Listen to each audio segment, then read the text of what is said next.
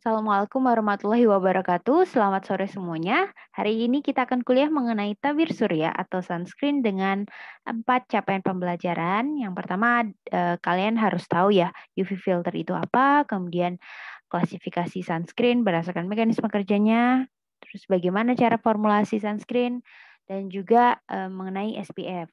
Untuk itu, pembahasan hari ini akan saya bagi menjadi beberapa topik. Yang pertama kita akan belajar mengenai sinar UV. Jadi jenisnya sinar UV itu apa aja, kemudian dampaknya bagaimana kalau kena pada kulit kita, dan apa saja tipe kulit dan bagaimana kemampuan kulit tersebut untuk memblokade sinar UV.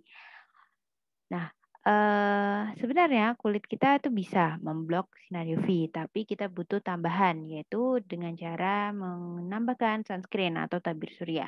Di sini nanti kita akan bahas mengenai klasifikasi sunscreen berdasarkan mekanisme kerjanya, kemudian bagaimana cara formulasinya. Nah, untuk membuktikan apakah sunscreen itu dapat melindungi kulit kita dari sinar UV, nah, di sini kita bisa mengukur kemampuan atau efektivitas dari sunscreen dengan cara melihat nilai ini, yaitu SPF dan juga PA. Mungkin di sini sudah ada yang pernah memperhatikan ya bahwa kalau sunscreen itu biasanya ada tulisan SPF-nya dan juga ada tambahan PA. Nah, apa itu PA, apa itu SPF, nanti kita akan bahas di belakang. Oke, sebagai introduction ya, pendahuluan, sinar matahari itu terdapat 3 spektrum, yaitu spektrum infrared, kemudian visible, dan juga UV.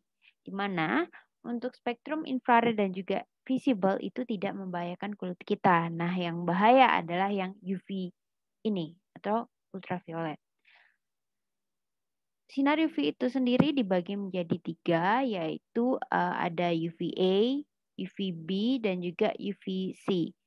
UVA itu juga dibagi menjadi UVA 1 dan juga UVA 2. Tapi di sini saya nggak bahas tentang detail mengenai itu, tapi secara umum aja bahwa dari yang ini dulu ya.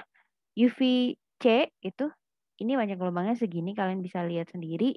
Nah, radiasinya UVC ini sangat tinggi, kalau yang ini tinggi dan yang ini ya rendah.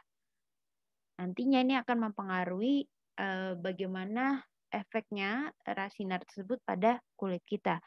Kalau UVC ini memang sangat tinggi, tapi dapat diblok oleh lapisan ozon sehingga sinarnya nggak sampai masuk ke dalam bumi gitu, jadi nggak kena kulit kita. Akan tetapi seperti kita ketahui ya, lapisan ozon itu kan mulai menipis, jadi ya ya semoga aja nggak sampai bolong gitu ya.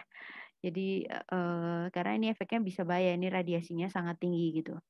Nah, kita bahas yang sudah masuk ke dalam bumi kita, yang sudah kena ke kulit kita, yaitu UVB dan juga UVA.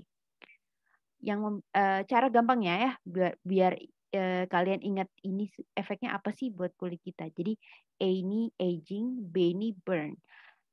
Aduh, kegeser. Jadi artinya kalau misalkan kita kepapar UVB, ini efeknya ya burn apa, kulit kita jadi kayak kemerahan ya, kayak kayak kebakar gitu. Jadi efeknya lumayan ringan dibandingkan UVA. UVA ini awal-awalnya memang menyebabkan aging gitu atau apa, penuaan gitu ya. Nanti lama-lama kan penetrasi ke dalam kulit kita nih, apa, sinarnya ini kan bisa penetrasi ke dermis. Nah, ini lama-lama bisa menyebabkan kerusakan jangka panjang seperti kanker. Kita lihat pada gambar ini. Jadi yang di kiri ini secara simpelnya seperti ini. Kalau UVB itu tadi saya bilang burning, jadi wajahnya kemerahan gini ya. Nah, dan berhentinya sampai di epidermis. Beda dengan UVA. Kalau UVA aging jadi dapat keriput gitu, cepat menua. Ini sinarnya bisa masuk sampai ke dermis. Kita bisa lihat gambar sebelah kanan, saya ngambil di internet gitu karena lucu ya.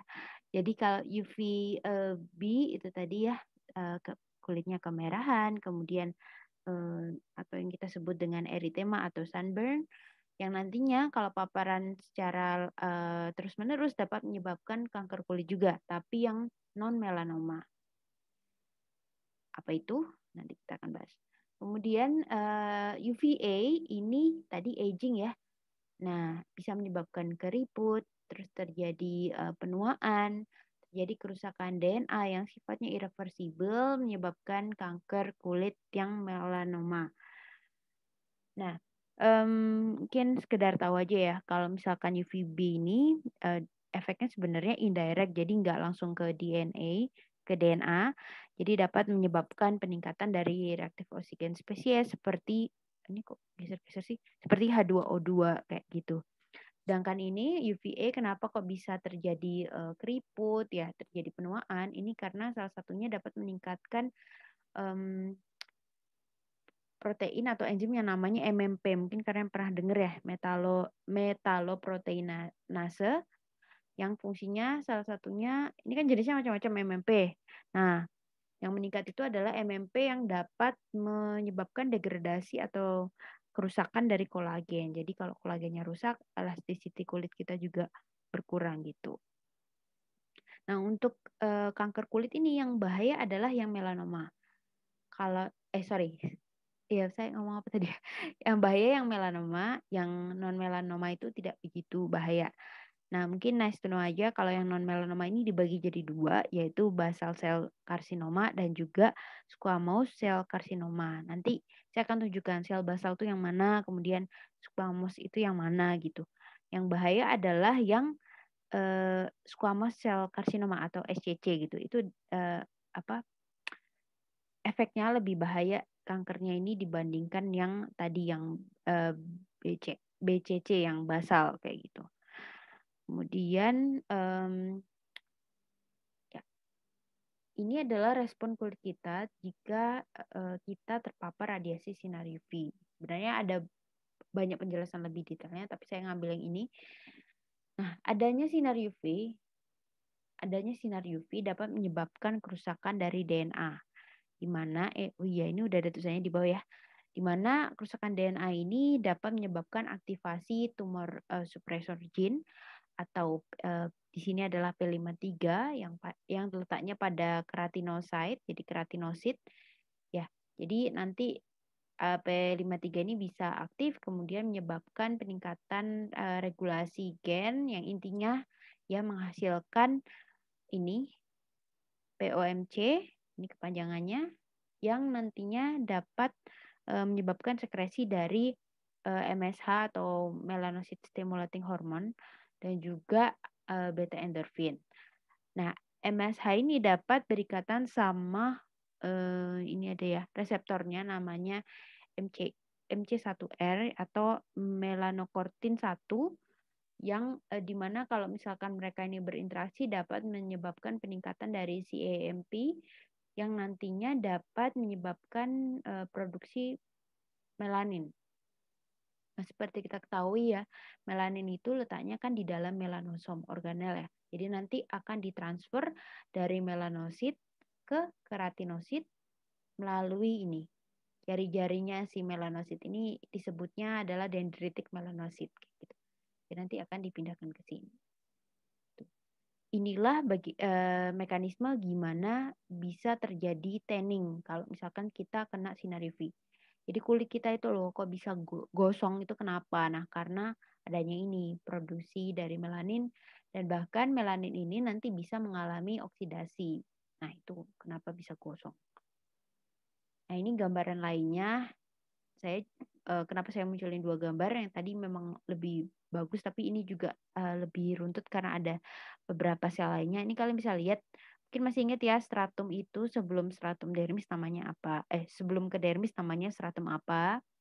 Kemudian ini ada selnya namanya sel basal ya, satu kayak gini. Di antara sel basal ini ada melanosit. Nah, melanosit itu bentuknya seperti ini kayak dendritik. Jadi apa ya? Ada jari-jarinya gitu. Ini sama sih ceritanya kayak tadi. Jadi adanya radiasi UV menyebabkan aktivasi P53. Terus ini upregulasi POMC, produksi dari MSH, berikatan sama M1R, MC1R, dan nanti akan menginduksi produksi dari melanin dalam melanosom yaitu organelnya yang nantinya nanti akan diuptake atau ditransfer ke keratinosit kayak gitu.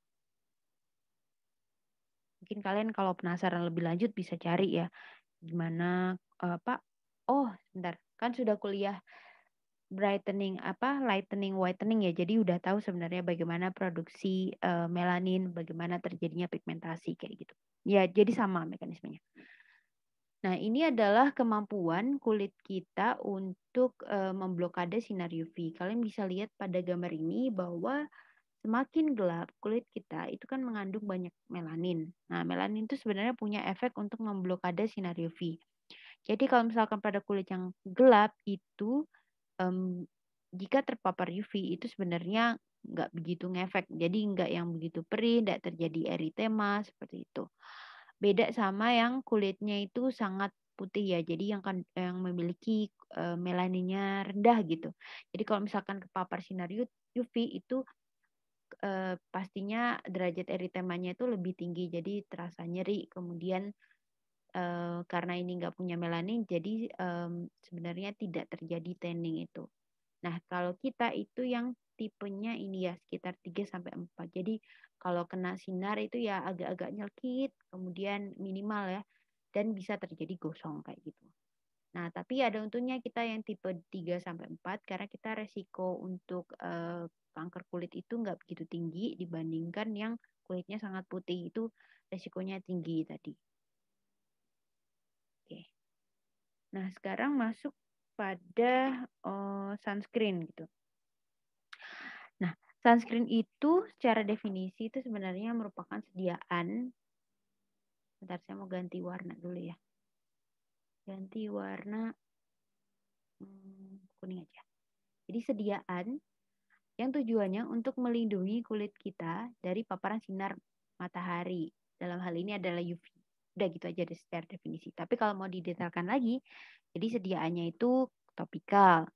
Berupa apa? Berupa lotion, spray, gel, atau sediaan lainnya yang fungsinya dapat mengabsorpsi atau merefleksikan radiasi UV. Jadi memang seperti kita ketahui ada dua mekanisme sehingga nantinya dapat melindungi kulit kita terhadap paparan sinar UV yang kalau misalkan nggak terlindungi itu dapat menyebabkan penuaan dini atau aging, kemudian ada sunburn dan kanker kulit. Nah, di sini saya ubah ya letaknya. Waktu PPT yang sudah saya upload kan saya taruh di atas nih. Jadi tapi biar nggak bingung jadi saya pindahkan ke bawah. Nah, sunscreen ini kadang disebut sunblock. Sebenarnya yang disebut sunblock itu adalah sunscreen yang jenisnya inorganik atau yang fungsinya untuk merefleksikan dari sinar UV. Nanti kita akan bahas tentang itu. Nah, ini beberapa bentuk sediaan dari sunscreen. Jadi ada yang sistemnya berupa krim, emulsi ya. Ini kemudian ada juga yang oil, terus ada juga yang bentuknya lotion. Jadi ini sama-sama jenis emulsi, tapi kalau lotion itu viskositasnya lebih rendah, jadi lebih cair gitu dibandingkan yang krim. Kemudian ada bentuk gel juga. Saya salah nulisnya. Bentuk gel. Kemudian ada bentuk lainnya, jadi ada yang spray, kemudian ada yang khusus untuk anak-anak. Jadi mungkin bahan-bahannya ini sudah dipilih gitu ya, difilter. Kemudian ada yang khusus untuk olahraga. Tentunya ini kandungan SPF-nya lebih tinggi dan ada juga sunscreen yang dibentuk nanoteknologi. Tapi saya fotonya salah. Ini yang non nano gimana sih? Ya gitu. Tapi sebenarnya ada yang bentuknya sunscreen nano gitu. Dan ada juga yang bentuknya roll on, ada yang bentuknya stick. Pokoknya ada yang bentuknya kayak gel tapi di bentuknya stick gitu deh. Macam-macam pokoknya. Ini gambar ini tujuannya adalah mau nunjukin bahwa kalau kita pakai sunscreen itu harus menutupi semua ya, harus sempurna. Percuma kalau misalkan kita pakai tapi masih blonteng-blonteng seperti ini. Jadi yang ini nggak kena, yang ini kena kayak gitu. Makanya kalau pakai sunscreen nanti itu nggak boleh cuma dioles gitu aja tapi ya kalau bisa agak dipastikan udah rata gitu. Oke. Nah ini untuk oh ya, sorry, tadi ini ketinggalan. Jadi kalau memastikan ini rata, ya tentunya salah satu pertimbangan kita pilih sunscreen adalah kita cari yang reologinya itu pas gitu. Supaya nanti efeknya bisa bagus.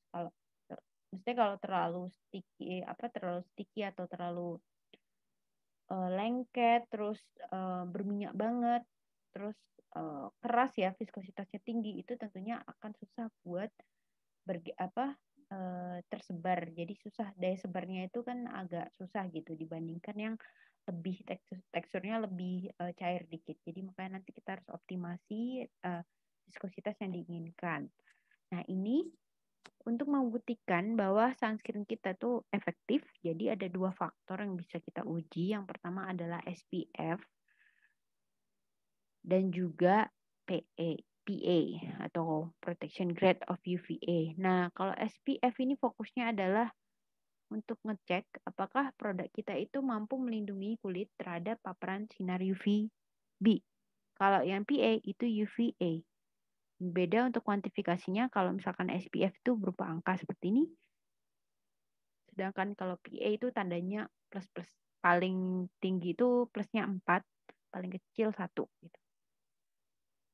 Nah, ini saya nunjukin dua gambar ini karena mau nunjukin aja sih bahwa sunscreen itu bisa beneran sunscreen aja isinya, tapi bisa juga ada yang dibikin kayak semacam kosmetik.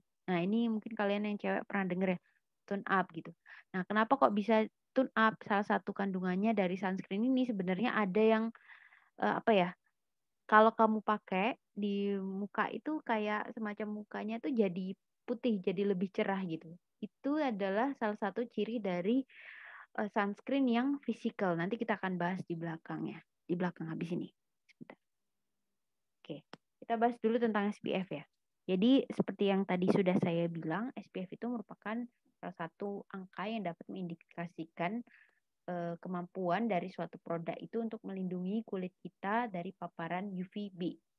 Di mana SPF ini sebenarnya dibagi ya menjadi 3 kategori proteksi ringan atau rendah, kemudian sedang dan tinggi. Nah, apa sih bedanya SPF 10, SPF 50, 100? Kita bisa lihat di sini. Ini kalau kita nggak pakai sunscreen, misalkan saya nembakkan 100 foton, itu semuanya akan masuk ke dalam kulit kita. Beda kalau kita pakai sunscreen. Misal saya pakai sunscreen yang 15. Ini artinya gini, SPF 15 itu artinya kita bisa menghambat foton yang ditembakkan gitu, yang terpapar kulit kita. Kita bisa menahan kecuali 1/5-nya. Jadi yang nggak bisa ketahan itu adalah 1/5. Jadi kalian bisa 1/15. Jadi bisa dibagi ya, 1 bagi 15. Saya sambil ngitung nih. 1 bagi 15 kali 100, misalkan 100 foton ya. Nah, ini hasilnya 6,66. Jadi ada yang lewat nih. Kita bisa melindungi kecuali ini tadi 6,6, berarti 7 ya, 7 foton kayak gitu. Sama halnya dengan SPF 30. Kita bisa melindungi kecuali 1/30 ya. Berarti 1/30-nya dari 100 adalah 3,3, yaitu sekitar 3 foton itu masih masuk ke dalam kulit kita. Nah, tadi kan saya bilang 3. Nah, berarti yang bisa terlindungi adalah sebesar 97% kayak gitu. Nah, kalau misalkan saya disuruh pilih yang mana, yang semakin tinggi atau yang rendah kayak gitu. Kalau saya sih, saya lebih pilih yang proteksi rendah aja karena sebenarnya nggak beda signifikan kayak gitu. Tapi tergantung aktivitasnya kalian lagi ngapain. Kalau misalkan kalian ke pantai yang tentunya paparan dari sinar UV-nya itu sangat tinggi ya, itu pakailah yang SPF-nya lebih tinggi dan ada klaim memang untuk tadi kayak misalnya untuk sport seperti itu, atau yang water resistant, misalkan kalian mau berenang gitu ya, jadi pilihlah yang water resistant. Nah, ini mengenai bagaimana cara mendapatkan nilai SPF itu. Sebenarnya SPF itu dapat kita tentukan baik secara in vitro maupun in vivo.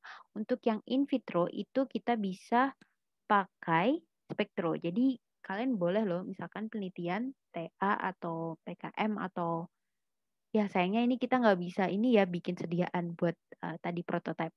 Jadi bisa kalian praktek bikin sunscreen ya dari bahan apalah, boleh kalian campur ZNO, campur ekstrak dan sebagainya, apalah formulanya pokoknya kalian bikin, kemudian kalian bisa cek SPF-nya. Jadi kemampuannya itu gimana menggunakan spektro yang di lab itu bisa. Atau kita bisa menentukan secara in vivo. Biasanya sih yang dipakai in vivo gitu ya. Kalau in vivo ini kita pakai subjek yang nanti akan kita paparkan menggunakan sinar UV. Nah, gambarannya seperti ini. Jadi untuk subjeknya itu kita tuntangkan, nanti yang dipakai itu bukan dipakai sih. Area yang kita target adalah bagian punggung ya. Jadi punggung belakang.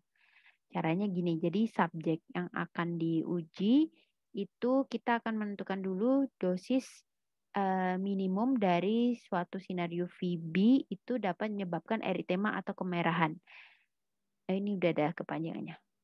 Oke, jadi kita paparkan sinar UV dengan dosis tertentu, kemudian kita lihat berapa sih dosis minimalnya yang dapat menimbulkan kemerahan kayak gitu. Kemudian kalau sudah, ini kita aplikasikan produk sunscreen sebanyak 2 mg per centimeter kuadrat. Ini kayak pakem gitu ya, udah standar gitu. Jadi kita aplikasikan sebanyak itu pada luas ini, pada di punggung gitu ya. Biasanya ada beberapa titik. Yang saya tahu biasanya 6 titik sih, tapi ini bisa 5 sampai 7 titik. Jadi pokoknya lebih dari 1 gitu.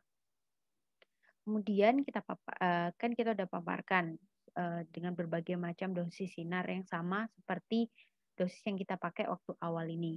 Nanti kita tunggu selama biasanya sih 24 jam ya. Jadi 1 hari itu kita lihat mana dari titik ini yang eritema kayak gitu. Jadi kita bisa menentukan dosis dosis sinar UV mana yang menyebabkan eritema pada pasien setelah ditambahkan produk. Nah, tentunya kan dosisnya akan semakin ini ya, semakin rendah kayak gitu.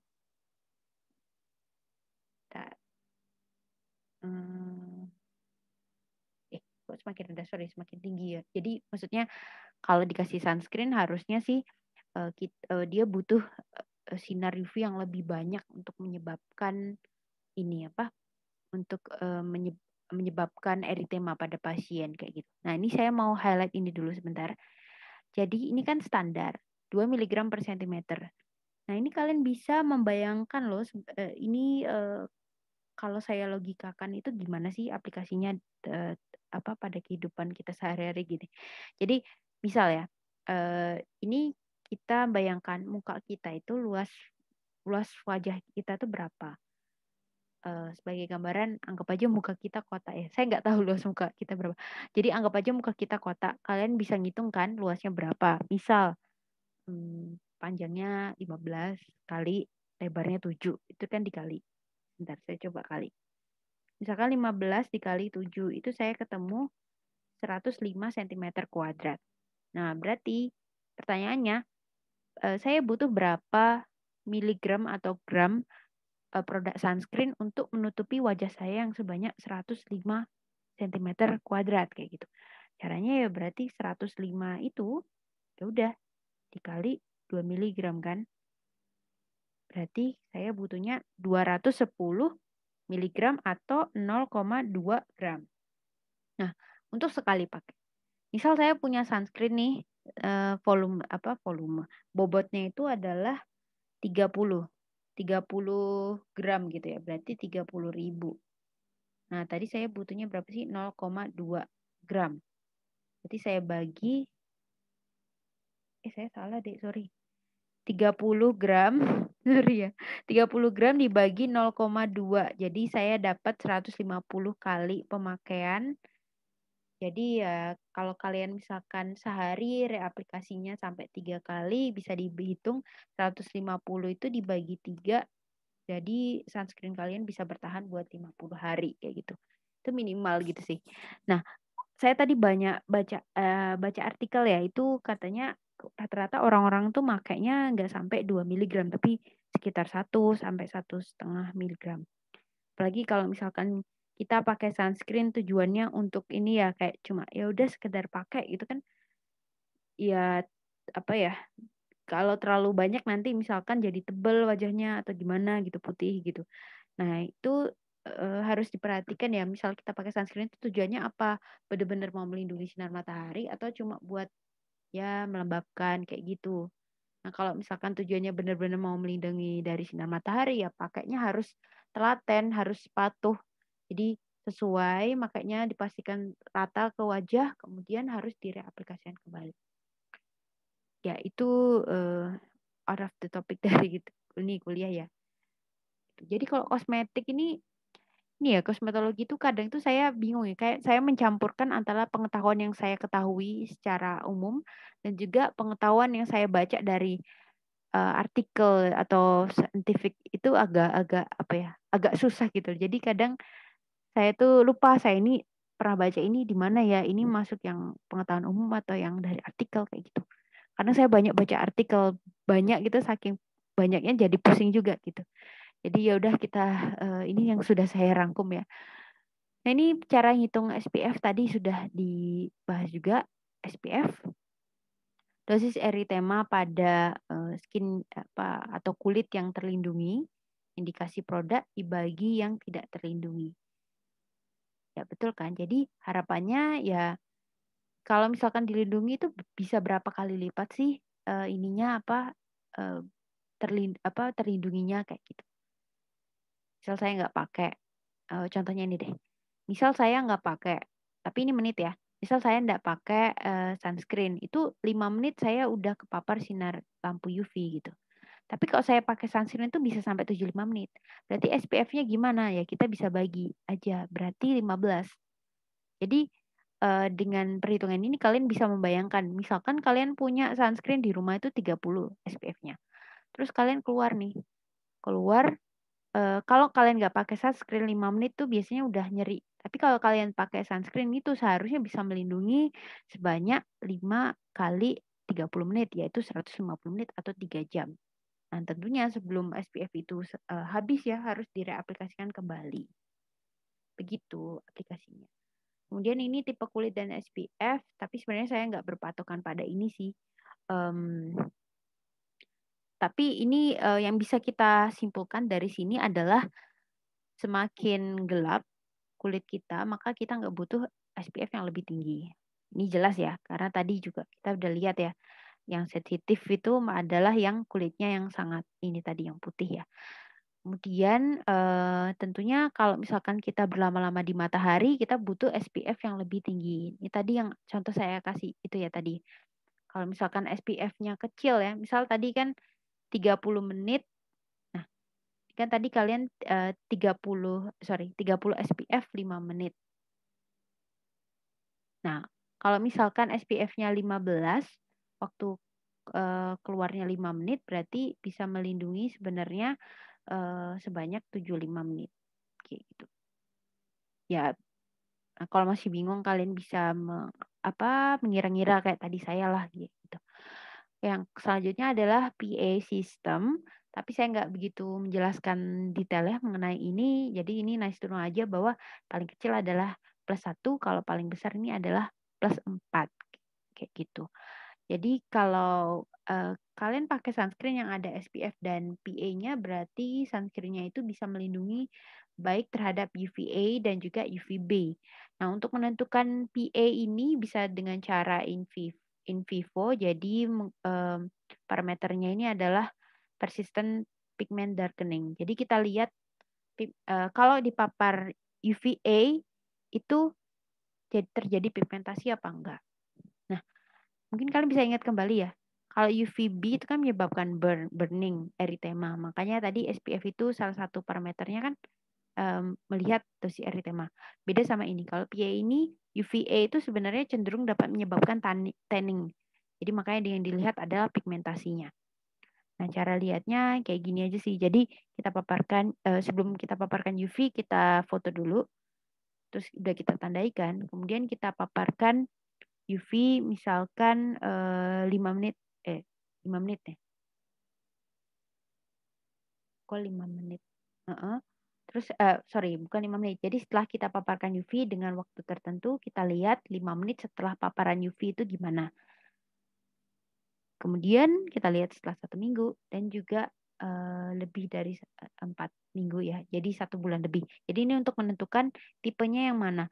Yang immediate pigment, jadi langsung terjadi pigmentasi, apakah persisten, jadi lama baru terjadi pigmentasi, atau yang delay, jadi masih lama banget kayak gitu. Ini yang B itu cuma beda subjek aja sih, tapi intinya sama. Jadi kita melihat pigmentasinya. Nah, yang perlu kalian cari adalah bagaimana kaitan antara PPD dan juga PA. Jadi gimana? Ini kan ada PA-nya plus, ada plus 4. Nah, itu gimana? Kalian bisa cari.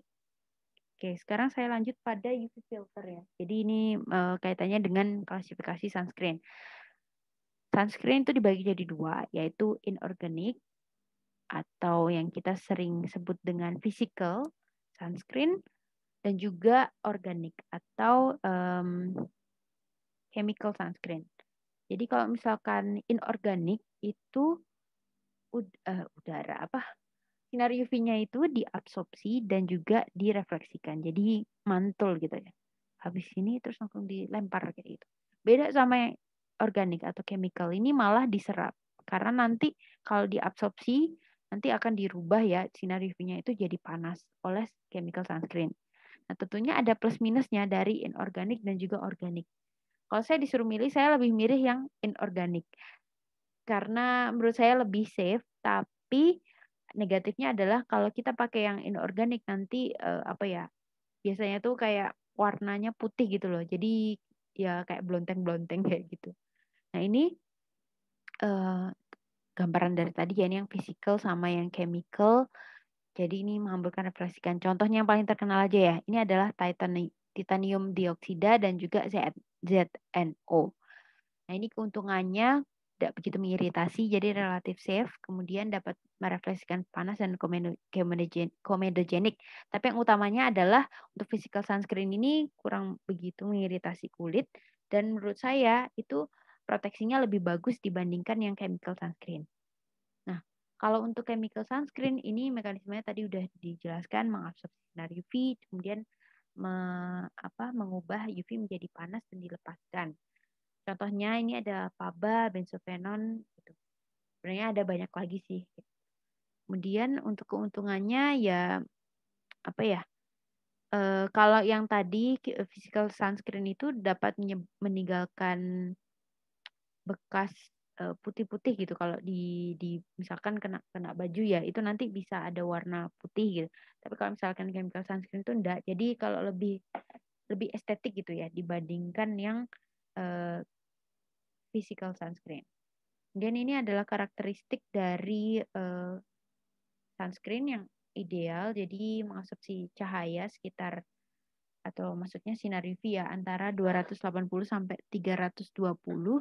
Jadi ini adalah untuk cahaya UVB, jadi minimal UVB, tapi bisa ditambah UVA gitu.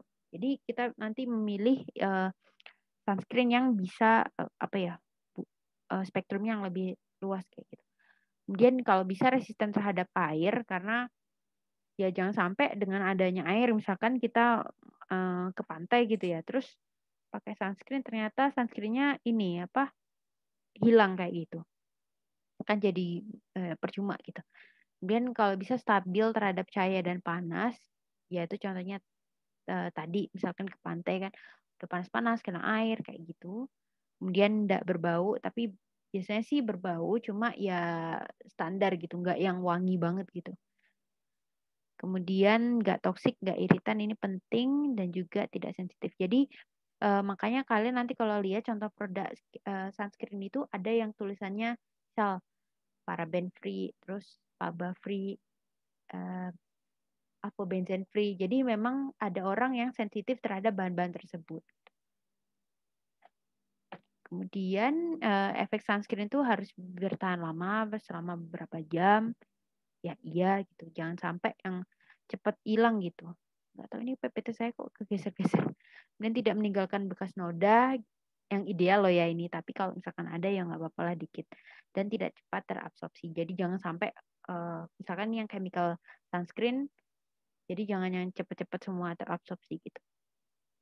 Nah, ini contoh sunscreen agent ada dari FDA, Ada yang memang diklaim bisa buat UVA, UVB, ada juga yang physical sunscreen, di mana physical sunscreen ini juga spektrumnya sebenarnya bisa buat UVA dan juga UVB kalau nggak salah untuk yang zinc oxide ini.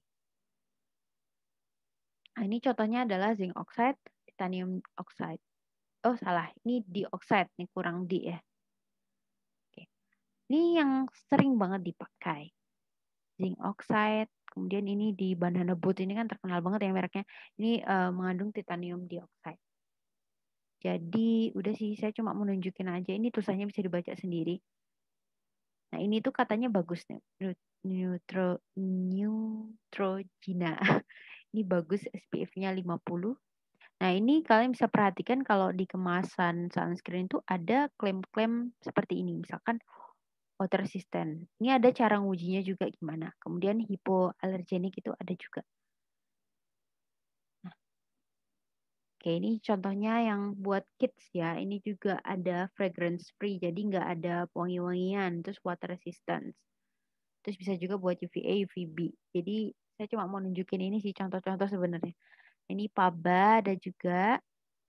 Bagus buat UVB. Tapi dapat terjadi dermatitis kontak sama ada noda di baju. Paba ini ada yang nggak cocok ya. Jadi kadang ada sediaan yang tulisannya Paba free kayak gitu.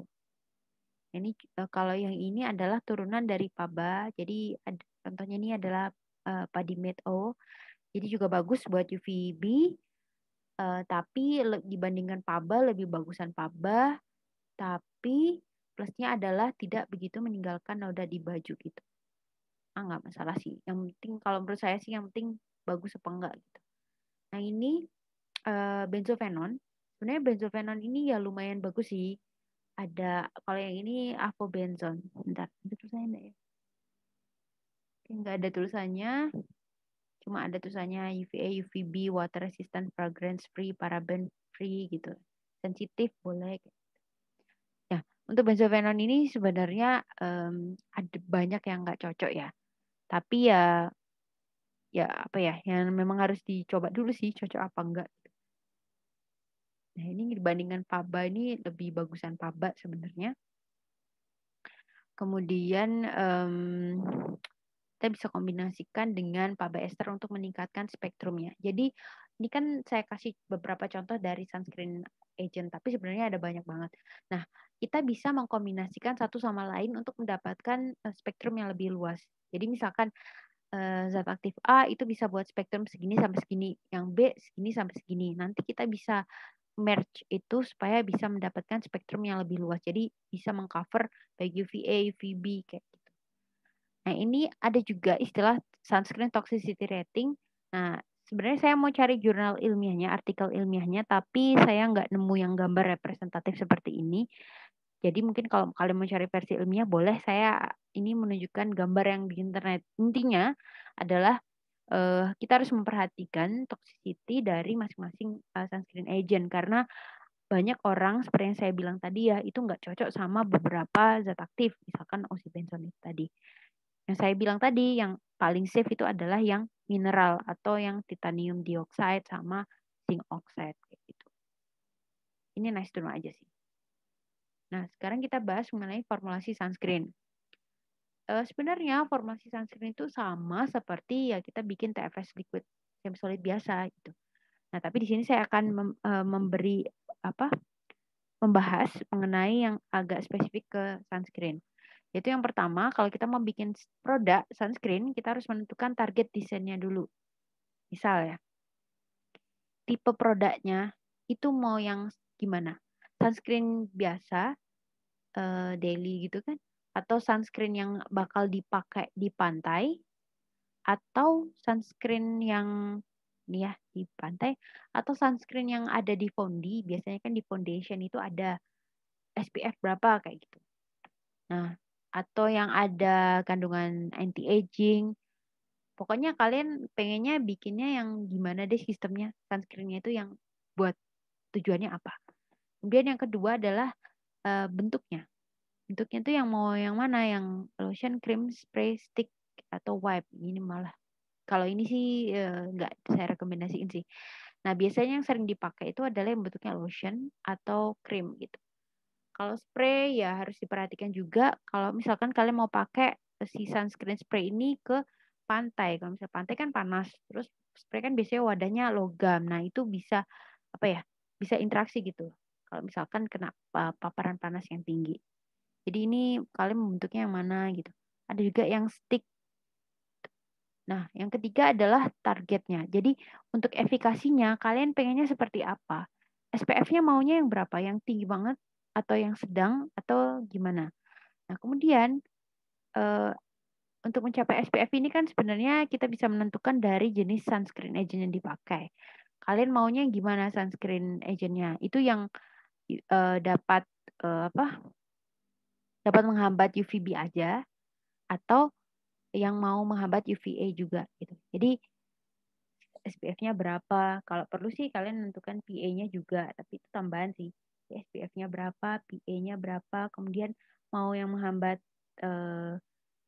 UVA juga nggak? Kalau misalkan iya berarti kan tadi menentukan PA ya. Kalau enggak ya berarti ya tentuin SPF aja. Kemudian ada klaim tertentu nggak? Misalkan kayak ini water resistant. Nah, ini juga pengujiannya itu tertentu gitu. Jadi efikasi dari dari sunscreen ini nggak cuma tadi dari SPF atau UVA, bisa juga karena kalian ngeklaimnya ini bisa buat water resistant, jadi kita harus lakukan uji gitu. Nah, untuk klaim yang tidak terkait sunscreen itu bisa seperti ini ya. Jadi kayak misalnya moisturizer ini banyak banget kan. Jadi tujuannya nggak cuma buat melindungi aja, tapi lebih ke tambahan-tambahan lainnya kayak perawatan kulit, moisturizer, kemudian apalah gitu. Tadi ada juga yang buat dekoratif ya, di foundation kayak gitu. Dan ini klaim lainnya misalkan fragrance free, tadi contohnya udah ada di depan ya. Jadi nggak pakai pewangi, terus tidak bersifat komedogenik. Kemudian ada nih yang pakai ini yang jadi yang sekalian buat obat nyamuk gitu. Tapi kayaknya di Indonesia nggak ada deh sedianya. Kemudian yang kelima adalah harga. Jadi kalian pengen harga yang gimana gitu? Harga yang mahal atau yang biasa aja gitu. Kemudian packagingnya juga mempengaruhi ya. Dan yang keenam adalah produknya mau dimarketingin di mana? Di Indonesia, di seluruh dunia atau gimana? Nah, itu kan regulasinya juga beda. Jadi untuk persyaratannya juga beda-beda. Dan yang terakhir adalah target estetiknya. Jadi misalkan kalian mau bikin produk sunscreen warnanya apa? Warna pink, dan variannya warna pink aja atau ada yang warna lainnya kayak gitu. Itu pengaruh karena mungkin kalian bisa searching ya, misal Innisfree atau misal L'Oreal atau Skin Aqua itu kan beda kemasannya beda-beda, cantik-cantik kayak gitu. Jadi itu juga dapat mempengaruhi. Misalkan nih kalian mau bikin sunscreen for men gitu juga bisa gitu. Jadi biar yang cowok-cowok belinya khusus yang sunscreen for men. Sebenarnya sih isinya sama kayak gitu. Nah, ini contoh-contoh ya dari iklan. Memang saya sengaja nyari iklan sih. Jadi mau nunjukin misalkan ini yang banana boat buat kids itu SPF-nya 15. Kemudian ada ini berarti PA-nya 1 ya. Jadi ini broad spectrum bisa buat UVA, UVB dan juga ada tulisan water resistance selama 80 menit. Nah, ini ada pengujiannya juga. Jadi ini kan jelas nih targetnya mau buat adik-adik nih, buat anak-anak. Kemudian untuk pemakaian di pantai. Sini bentuk tadi spektrumnya ini luas. Kemudian ada klaim water resistance. Kemudian ada klaim lainnya yaitu fragrance free. Dan SPF targetnya adalah 15.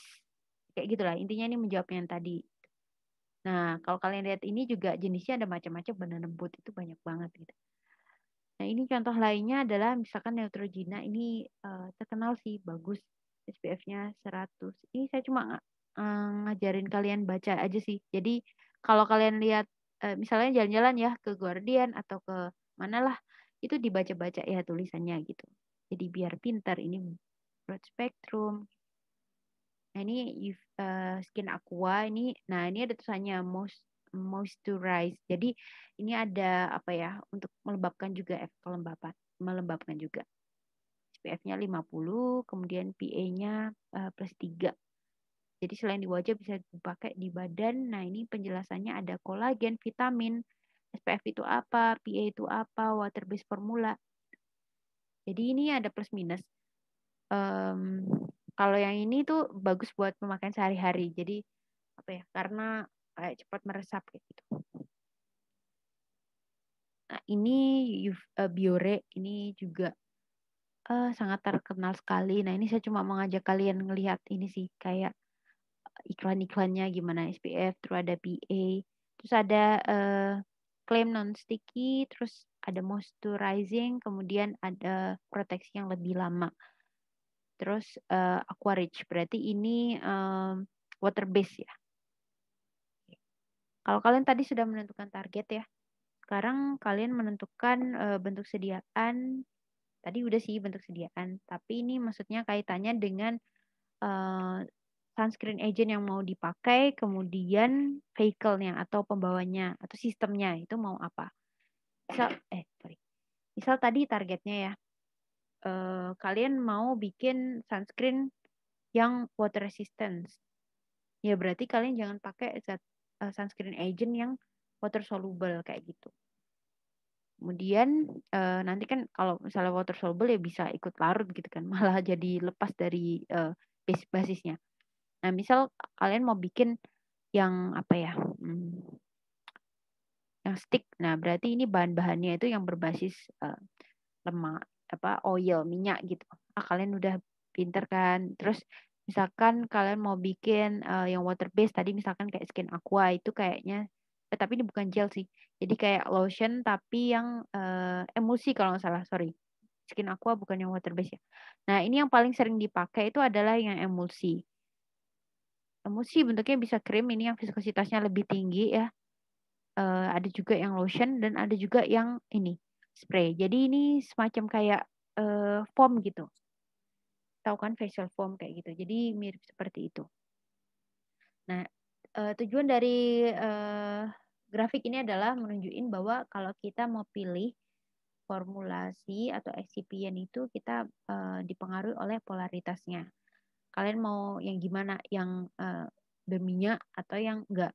Kemudian kalau misalkan berminyak itu mau yang gimana? Yang viskositasnya yang tinggi atau yang rendah kayak gitu. Begitu deh. Kemudian ini menunjukkan bahwa sebetulnya sunscreen itu formulasinya sama seperti yang TFS liquid sebesar. Jadi saya nggak begitu jelasin tentang itu. Nah, diperhatikan kalau misalkan kalian pilih yang versi emulsi ya. Nah, seperti kita ketahui emulsi itu kan banyak nggak stabilnya ya. Salah satunya itu coalescence. Jadi kalian harus memperhatikan laju terjadinya creaming itu. Jadi masih ingat ya hukum Stokes. Jadi misalkan dengan cara menurunkan ini selisih bobot jenis, kemudian menurunkan ukuran partikel dan juga meningkatkan viskositasnya kayak gitu. Nah, di sini yang mau disampaikan adalah makin tinggi SPF itu biasanya kita butuh UV filter atau konsentrasi dari sunscreen agentnya itu lebih tinggi kayak gitu.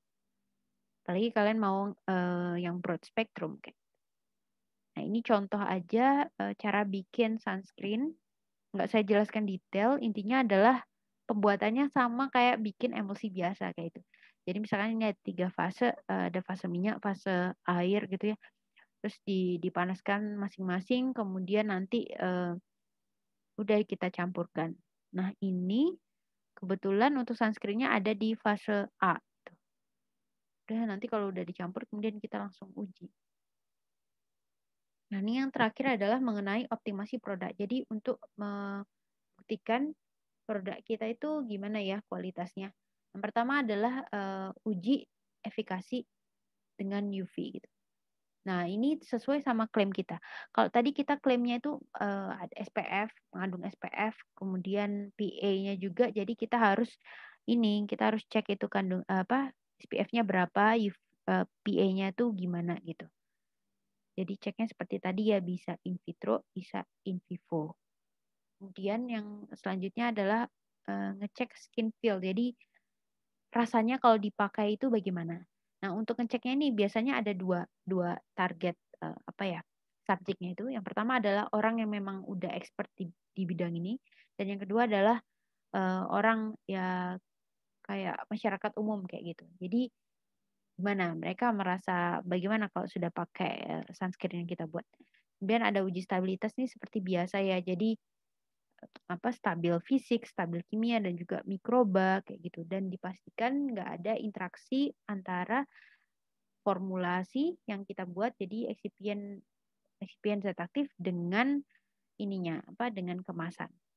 Dan juga selanjutnya adalah tes migrasi. Jadi ini buat ngecek sih. Jadi kalau misalkan kita udah pakai sunscreen-nya itu kira-kira bermigrasi apa enggak kayak gitu. Maksudnya gampang jatuh atau gimana gitu. Jadi biasanya kita pakai fluorescence. Bisa juga fluorescence ini dipakai buat lihat sebenarnya kita bener nggak sih ngaplikasiin sunscreen-nya kayak gitu. Sorry. Kemudian ini ada testing pengujian untuk klaim yang non UV. Tadi misalkan kita ngeklaim mau ada kelembapan, bisa melembabkan atau non comedogenic itu kita harus tes dan juga safety-nya. Nah, safety-nya ini dites kalau misalkan yang lainnya itu biasanya sudah dites kayak gitu. Oke, mungkin itu aja kuliah buat hari ini. Mungkin kalian bisa belajar mengenai pengujiannya, SPF, kemudian PA, karena bisa aja nanti waktu ujian itu saya tanya tentang itu. Oke, terima kasih atas perhatiannya. Semoga bermanfaat ya. Tentunya masih banyak nih yang harus dipelajari terkait sunscreen. Mungkin kalian bisa belajar sendiri. Terima kasih. Saya tutup. Wassalamualaikum warahmatullahi wabarakatuh.